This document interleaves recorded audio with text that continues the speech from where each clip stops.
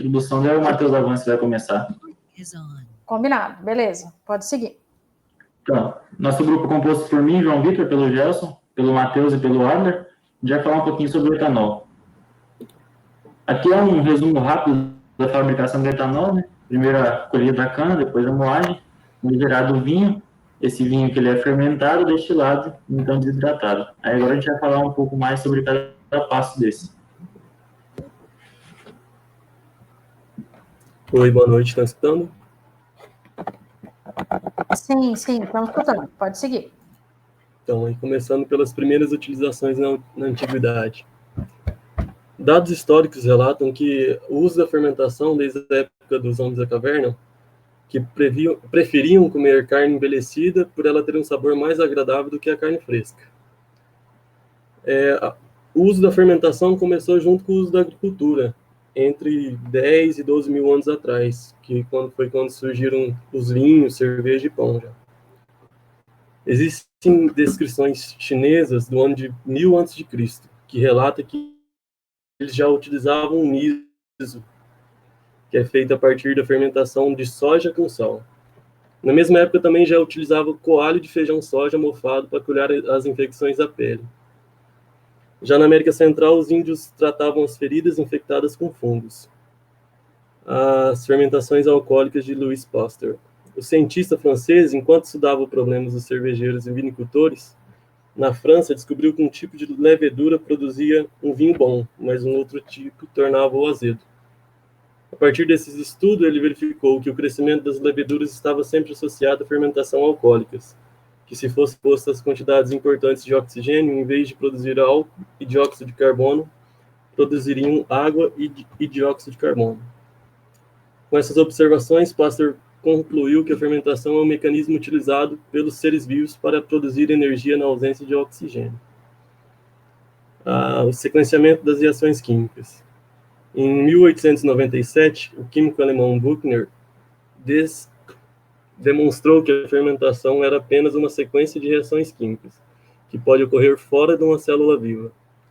Em 1930, 2 bioquímicos alemães descobriram a totalidade dessas etapas do processo. Pode passar, João.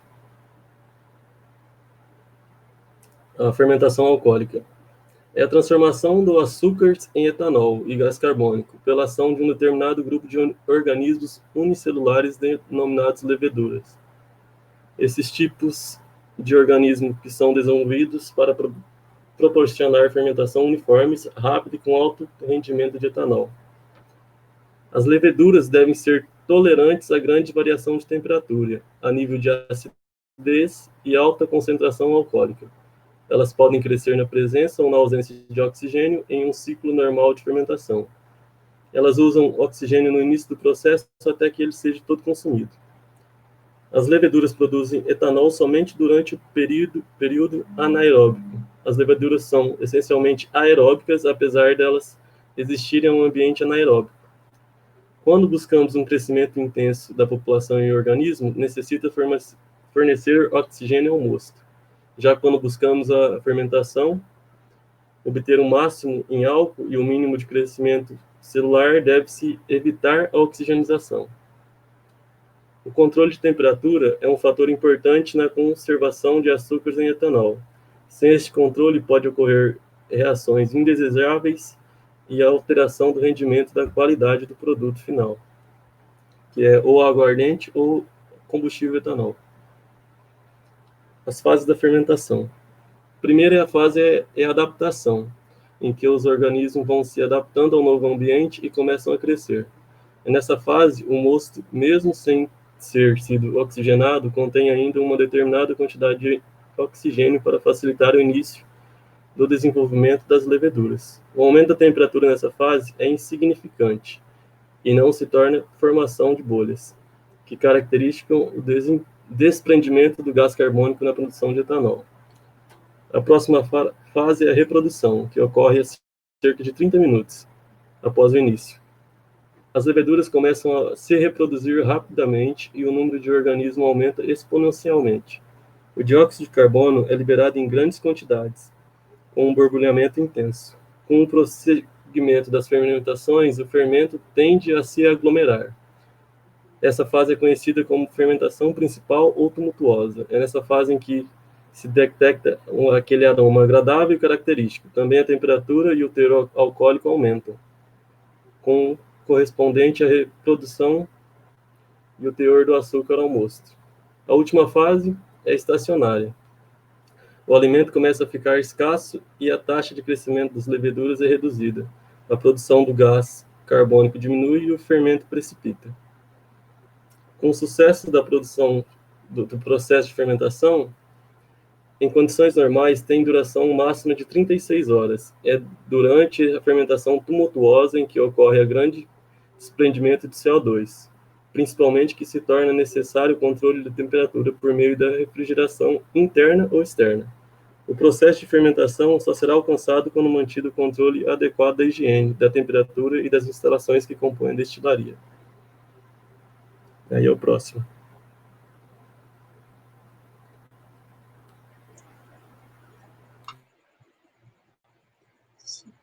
Quer que eu coloque aqui, Fantin? Se quiser colocar, já, você que manda. Vou tentar ver se eu consigo colocar aqui. Beleza, você avisa que eu abro aqui.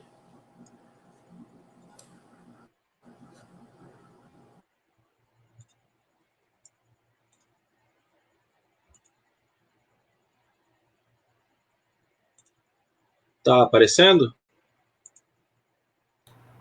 Só tá aparecendo você, só. Tá aparecendo na tela da conferência aqui. Você tem que abrir a uma do PowerPoint lá.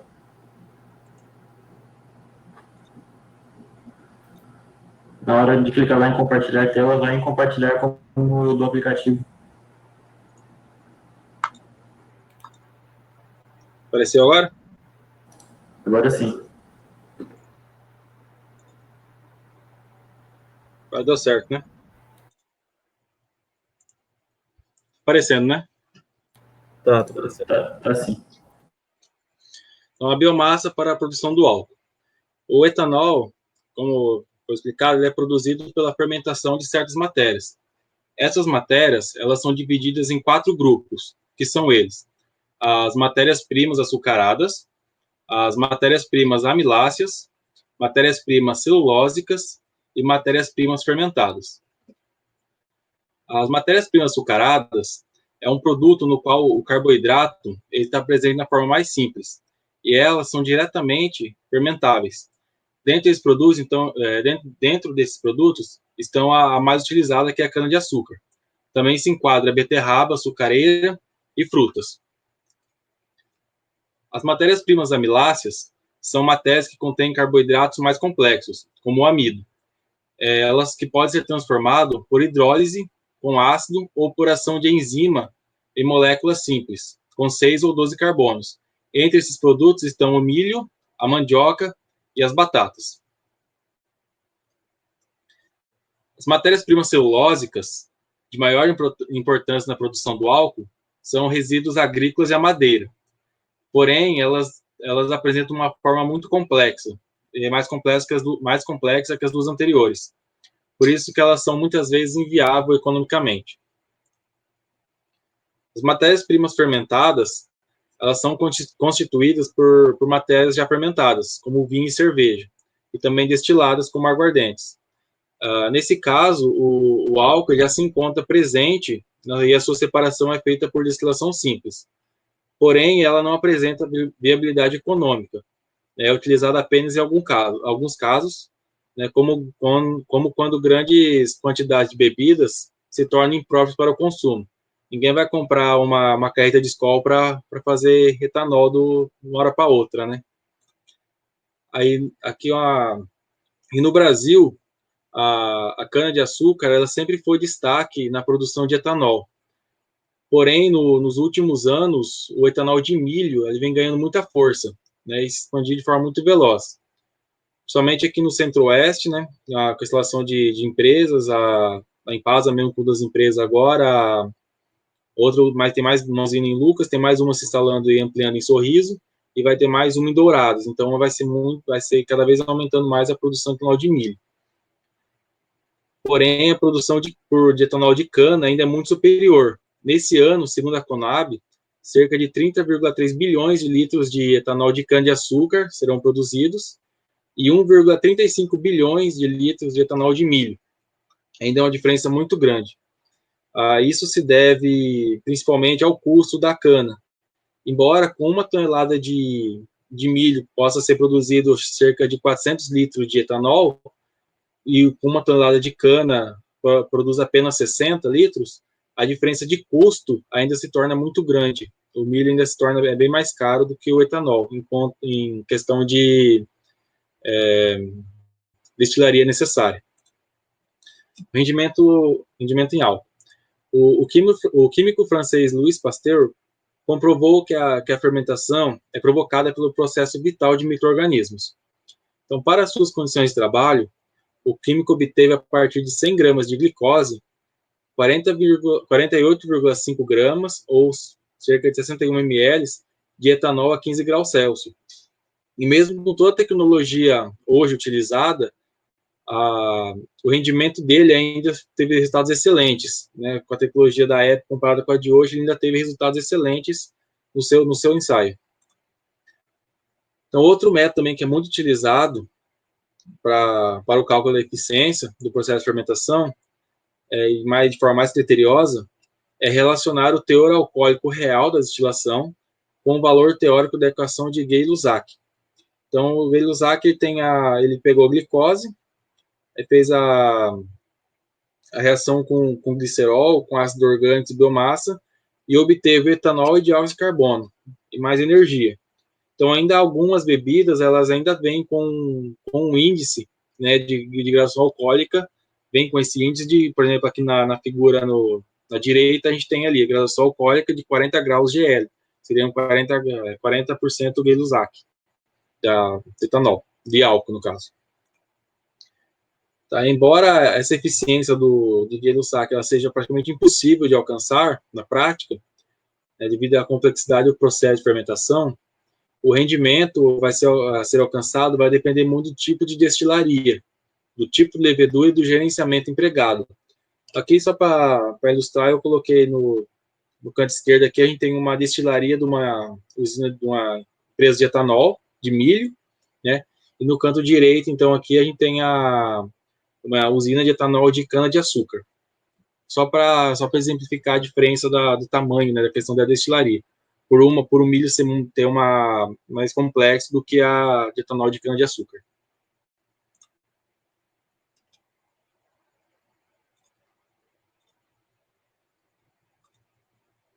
O próximo.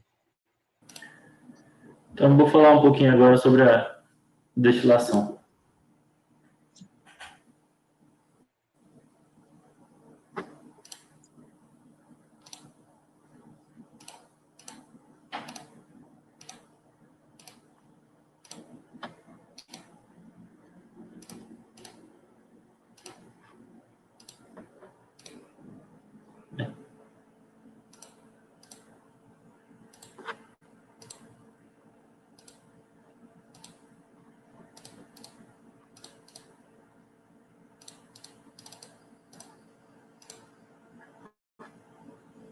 Tá aparecendo aí?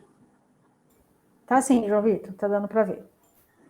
Então, vou falar sobre destilação. Ela nada mais é do que uma técnica de separação de misturas. Ou seja, quando você tem dois líquidos misturados, e você quer separar os dois, você pode usar a destilação. E quanto à maneira de se conduzir a destilação, a gente pode classificar em destilação descontínua ou contínua. A destilação contínua, ou embatelada, ela é uma forma mais simples que, hoje em dia, ela quase já não é tão utilizada em empresas. Ela é utilizada mais em pequenas produções de cachaça, nesse sentido. Ela funciona da seguinte maneira. Esse é o aparelho que realiza a destilação descontínua. É realizada uma carga no aparelho, destila-se o álcool por aquecimento, separando seus vapores por condensação e refrigeração, e descarrega-se o resíduo ou vinhaça, no caso. E faz uma nova carga e assim por diante. Como a gente pode ver, é um processo bem simples que hoje em dia já quase não é mais utilizado. Aqui é a destilação contínua, que já é a que é mais utilizada hoje em dia. Ela é realizada em colunas de destilação, fazendo-se a alimentação contínua do aparelho, com o vinho, retirando continuamente a vinhaça ou o vinhoto na base e o destilado no topo. Esse é o esquema da coluna de destilação. Ela é formada por diversos pratos em seu interior e funciona quando a mistura, que desce por gravidade da parte superior, entra em contato em cada um dos pratos com o vapor que sobe da parte inferior da coluna. O vapor do fundo da coluna é gerado por um trocador de calor chamado refervedor, onde um fluido com maior energia fornece calor ao líquido que sai pelo fundo da torre, vaporizando total ou parcialmente. O líquido residual efluente desse equipamento é o produto de fundo ou resíduo.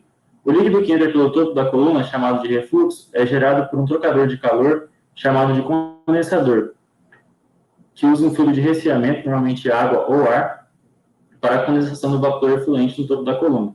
A outra parte do produto do condensador, aquela que não retorna para a coluna, é chamada de destilado.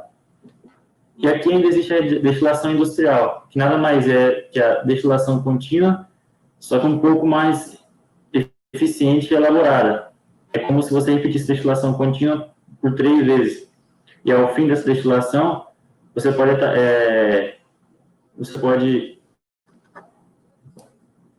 obter uma mistura binária de etanol e água que contém no máximo 95,6% de etanol em volume. Esse daqui é o fluxograma de destilação industrial, ou seja, repete a destilação contínua por 3 vezes, como a gente pode ver aqui.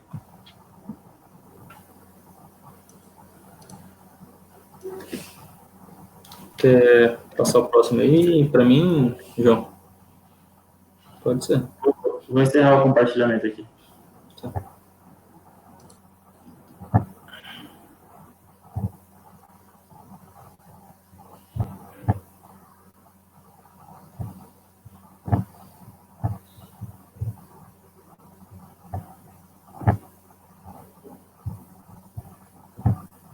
Deixa eu ver que o meu não está liberando para compartilhar no PowerPoint. O meu também não liberou não, Adler. Eu tive que compartilhar a tela do Chrome e abrir o PowerPoint. Não sei o que aconteceu. Você clicou compartilhar essa tela que apareceu e aí você abriu o PowerPoint? Isso, foi nessa tela inteira aí e abriu o PowerPoint. Foi o que eu fazer. PowerPoint? Isso, agora abriu. Já abriu, já.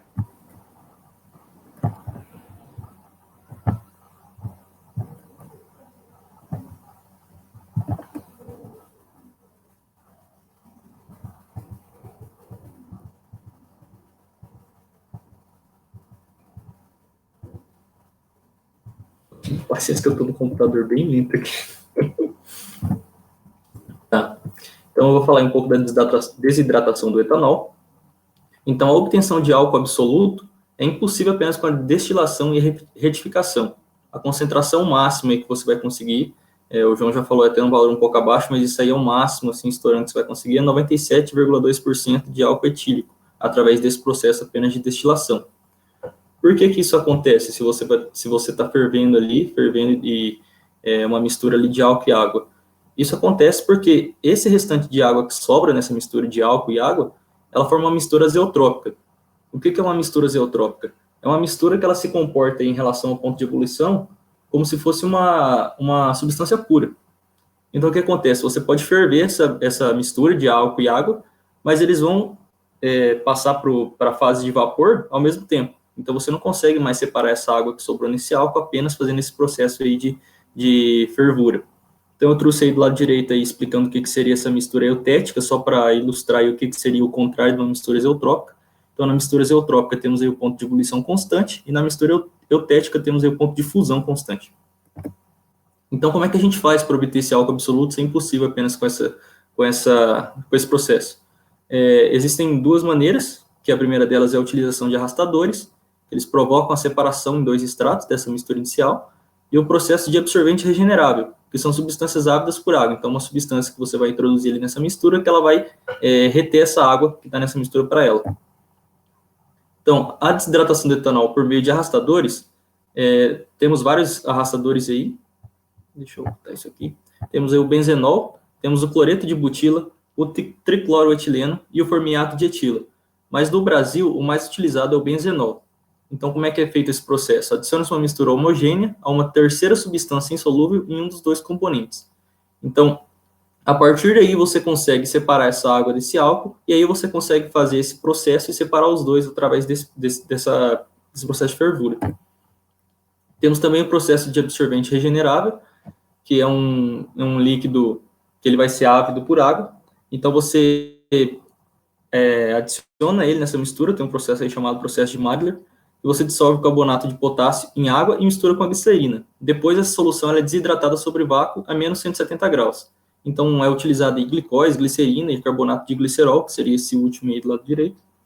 Então, você faz essa mistura, e aí sim, esse componente ele vai absorver a água e você consegue separar essa água do etanol. Tem até algumas maneiras de fazer isso, digamos assim, em casa, que seria a utilização do carbonato de cálcio. Só que o que acontece? É um processo que não tem como ser utilizado industrialmente, porque ele vai formar ali ele vai absorver realmente essa água, só que ele vai formar ali um fundo, ele vai absorver essa água e vai ficar no fundo. Então, isso aí acabaria ficando mais difícil para usar de maneira industrial. Então, a produção e a utilização de solução alcoólica. Acho que uma das mais conhecidas aí também é a cachaça. Então, segundo dados aí, em 2018, foram consumidos 520,9 milhões de litros, isso aí só no Brasil. Então, é um consumo bem grande. Tem dados aí que dizem que o brasileiro consome, em média, mais de 6 litros por ano.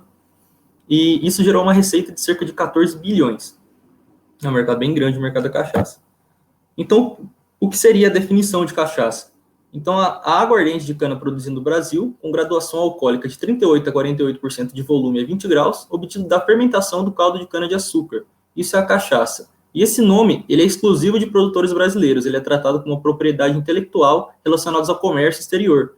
Isso aí foi aprovado pelo Acordo de Marrakech, assinado em 15 de dezembro de 94. Então, o nome cachaça ela pode ser utilizada só por produtores brasileiros. Então, essa bebida chamada cachaça, ela pode ser produzida, inclusive, em outros países, mas esse nome é exclusivo do Brasil, é uma propriedade intelectual assinada, inclusive, em acordos aí internacionais. Outro produto seria o álcool anidro, que seria o álcool que ele não tem a água na sua composição. Ele não é obtido aí de maneira aleatória, ele tem usos, ele é utilizado na indústria, de tintas, solventes, aerosóis. Ele também é misturado na gasolina em proporção obrigatória de 20%. Por que mistura esse álcool anidro na gasolina? Essa mistura é necessária para aumentar a octanagem da gasolina. Ele se apresenta como uma alternativa ao chumbo de tetraetila, e é mais barata e com bom rendimento. Então, obviamente, aí, o motivo que eles usam é principalmente pelo preço, então acaba ficando mais barato você misturar esse álcool anidro na água para aumentar essa octanagem, e também para evitar que a água presente ali no combustível ela se dissolva, então ela fica retida ali nessa mistura. Temos também o álcool hidratado. O álcool hidratado, ele não é adicionado água nele. Então, o que seria esse álcool hidratado? Basicamente, é o álcool que foi destilado da maneira normal. Ele não foi o álcool anidro. Então, o álcool hidratado, ele é utilizado aí como combustível para veículos de motor ciclo-Otto. Está no mercado desde 1979, quando foi lançado o primeiro carro a álcool, que foi o Fiat 147. Então, esse combustível é utilizado dessa maneira também, principalmente por causa do custo. Então, você não precisa passar por todo aquele processo caro aí de deixar o álcool anidro, misturar na gasolina, utilizar outros combustíveis. Você pode usar ele da maneira que ele vem, digamos assim, da fábrica já, com um percentual ali de água já misturado, tornando ele mais barato. Muito obrigado. Beleza, moçada. Deixa eu ligar minha câmera aqui. Ok. Alguém fazer uma pergunta para a turma sobre etanol? Minha tela já parou de ser compartilhada? Não estou conseguindo ver. Não, ainda não. Ainda está sendo. Agora parou. Parou. Beleza. Bom, moçada, então vocês falaram sobre o etanol. O etanol é um combustível que o Brasil tem grande destaque, inclusive mundial. Ele hoje está na segunda posição, né, entre os produtores mundiais, perdendo apenas para os Estados Unidos.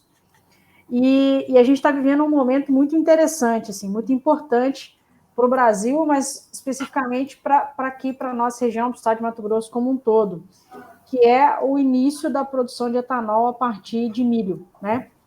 A gente vem com uma história de etanol no Brasil já de 50 anos, da década de 70, com a produção de etanol a partir de cana-de-açúcar. E essa foi sempre a nossa matéria-prima básica, né, para o etanol. E aí, hoje a gente começa a produzir etanol de milho, né? Queria perguntar para vocês por que vocês acham que nós estamos mudando a nossa matéria-prima base para a produção de etanol? Professor, eu acho que um dos grandes motivos para estar usando aí no milho agora é principalmente por causa da oferta. Então, tem muito milho sendo ofertado. E muitas vezes, como a gente já viu aí, todos os anos, os milhos eles ficam armazenados de maneira inadequada. Então, o pessoal não dava, porque o preço que está agora acho que estão dando, mas não dava muita essa atenção para o milho. Então, quando passaram a utilizar ele para a produção de etanol, então o pessoal começou a olhar com outros olhos para ele. Eu imagino que esse seja um dos grandes motivos. Uhum. Outro motivo, professor, eu acredito que seja por conta do rendimento deles. Quando comparado com a cana-de-açúcar, uma tonelada de milho rende muito mais em questão de etanol, além da produção do DDGS e do óleo de milho, que também você pode fazer os três ali, né? Então, eu acredito que ele, apesar do custo com a destilaria ser maior, ele é diluído mais rápido e tem um rendimento lucrativo melhor do que o etanol de cana-de-açúcar. Até eu vi alguns relatos que estão usando usinas de cana-de-açúcar desativadas, aprimorando elas para trabalhar com milho e ciclando cana-de-açúcar e milho. Uhum. Ok. Essa é uma questão importante. A gente tem o etanol de milho, ele tem um rendimento melhor por tonelada, enquanto uma tonelada de cana rende cerca de 70 litros de etanol. Na melhor das hipóteses, aí pode chegar até 100 litros de etanol, mas isso tem que estar numa coisa muito boa, vamos trabalhar com 70. Uma tonelada de milho rende cerca de 400 litros de etanol. Mas, em compensação, 1 hectare de cana rende muito mais tonelada de cana do que rende por tonelada de milho. Então, se a gente for pensar em termos de hectares utilizados ou de área plantada, realmente a cana-de-açúcar ela é algo imbatível, né? É muito difícil você competir em termos de fisiologia vegetal com o crescimento de um vegetativo de uma planta, né, da família das gramíneas, né, no caso da cana-de-açúcar, em que toda a sua energia fisiológica ela é voltada para essa produção de açúcar, para essa conservação da energia na forma de açúcar. Já no caso do milho, né, você tem o crescimento vegetativo, que não é aproveitado na forma de carboidrato, porque ele cresce na forma de fibra, e aí ele só vai armazenar essa energia vinda do sol como carboidrato só nos grãos, né, só nos seus, vamos dizer assim, nos seus frutos. Então, só nos grãos que estão ali. Então, em termos comparativos de área, né, a cana-de-açúcar ela é imbatível. Quer falar alguma coisa, João Vitor? Não, é que, assim como o Gelson tinha falado sobre a reativação de usina desativada, domingo de manhã eu estava passando no Globo Rural, acho que no estado de Goiás, uma usina de etanol que foi reativada, né, de cana, só que foi reativada já com pretensões para nos próximos 1 ou 2 anos aumentar a produção já do etanol de milho, né? Já para milho. Isso. Por Aí, conta do milho e da disponibilidade e a geração de emprego também, assim, fácil para a população. A questão do milho ela tem alguns pontos importantes. Nós, né, no Brasil, nós tivemos em 2009 a aprovação de uma lei, na verdade um decreto que acabou vale até hoje, que foi um decreto com o zoneamento agroecológico da cana-de-açúcar, né? Foi feito um documento, enfim, questionável, mas é o que está posto, em que foi proibido o plantio de cana no bioma Amazônia, incluindo a Amazônia Legal, no bioma Pantanal, na bacia do Alto Paraguai e ainda em áreas com declividade superior a 25%, se eu não estou enganado, 20% a 25%. Isso inviabilizou a expansão da cana para cerca de 98% do território brasileiro. Então, o que a gente fez quando você faz isso? E aí, quando você olha a legislação, inclusive um dos grupos, né, que produziu esse documento foi a única, que é a Associação das Indústrias Alcooleiras, né, sucroalcooleiras do Estado de São Paulo. E aí, quando você olha esse documento, você percebe que o Mato Grosso ele foi assim, de todos os lados, eles conseguiram podar a possibilidade do Mato Grosso de entrar na briga, vamos dizer assim, né, a briga boa, que é uma briga agrícola, né, de produzir e de competir com o Estado de São Paulo, por exemplo. Então, você imagina, o Mato Grosso nós temos Pantanal, nós temos Amazônia, nós temos o Cerrado e parte do nosso Cerrado está na bacia do Alto Paraguai. Então, a legislação, ela impede, a gente tem 5 áreas no estado, 4 estão impedidas pela legislação. Então, o único lugar onde poderia plantar cana vai ficar na região realmente do Cerrado, mais para dentro do estado, que vai ser a região sul, e um pouquinho para cima ali até chegar na Baixada Cuiabana. E a Baixada Cuiabana, aí você começa a ter problema com o Pantanal.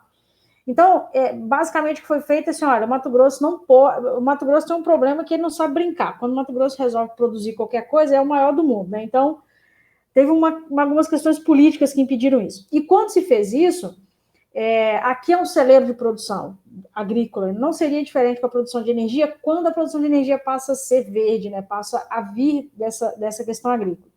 E aí, como o Adrian citou, a gente tem a questão do preço muito baixo do milho, e o milho ele já era um produto com tecnologia completamente desenvolvida pelos americanos, mas que já estava desenvolvido. Tanto que a primeira indústria que chega aqui é a FS, numa parceria entre a Fiagril e a Summit, que é uma indústria de produção de etanol americana vinculada ao estado de Ohio.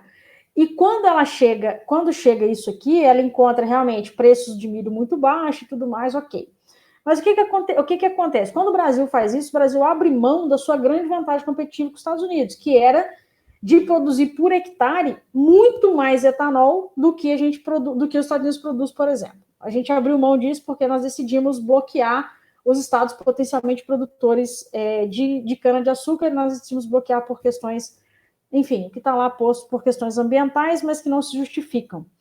E aí, quando o milho entra nessa linha de produção, ele poderia ser um ótimo produto complementar à cana-de-açúcar, porque, veja, a cana, ela tem uma questão que é de você ter um impedimento de armazenar esse produto. Então, a cana colheu, tem que usar, porque o açúcar está em água, então a gente precisa utilizar, com alta atividade de água, tem que utilizar na hora. Então, colheu, moeu, usou.